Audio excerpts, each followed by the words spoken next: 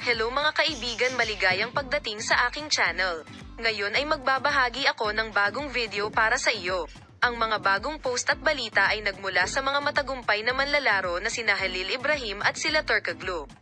Ngayon, sasabihin ko sa iyo ang mga detalye ng aking video na inihanda ko tungkol kay Halil Ibrahim.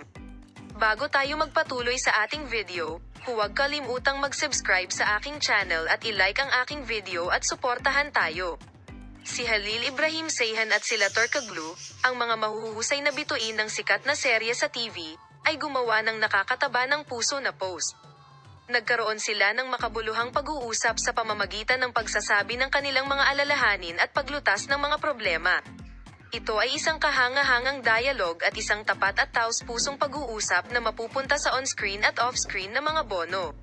Sina Halil Ibrahim Ceyhan at sila Turkoglu, ang mga nangungunang aktor ng Manet, ay nagawang sakupin ang mga puso ng madla sa kanilang malalakas na pagtatanghal at kanilang napakagandang chemistry sa screen.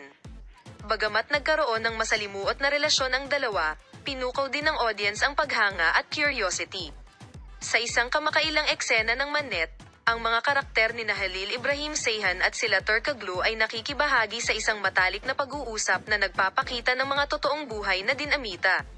Ang palitan na ito ay nakatulong sa dalawa na ipahayag ang kanilang mga damdamin, maunawaan ang mga pananaw ng isa't isa, at magtrabaho upang malutas ang kanilang mga problema. Ang balita tungkol sa kanilang on-screen na mga talumpati ay lumikha ng pananabik sa mga tagahanga at nagdulot ng mga debate tungkol sa kanilang mga pagtatanghal sa social media at mga koneksyon sa loob at labas ng screen, habang ang mga kinatawan ni Halil Ibrahim Ceyhan at sila Turkoglu ay hindi nagpahayag ng mga partikular na detalye tungkol sa entablado, pinalakpakan ng mga tagahanga ang mga pagtatanghal ng dalawa at ang kumpiyansa na dinala nila sa kanilang mga karakter, pinalakpakan ang kanilang pagmamahal at pagmamahal. Nagpadala sila ng kanilang mga gusto. Salamat sa panonood ng aming video. Sana makita ka sa bagong video.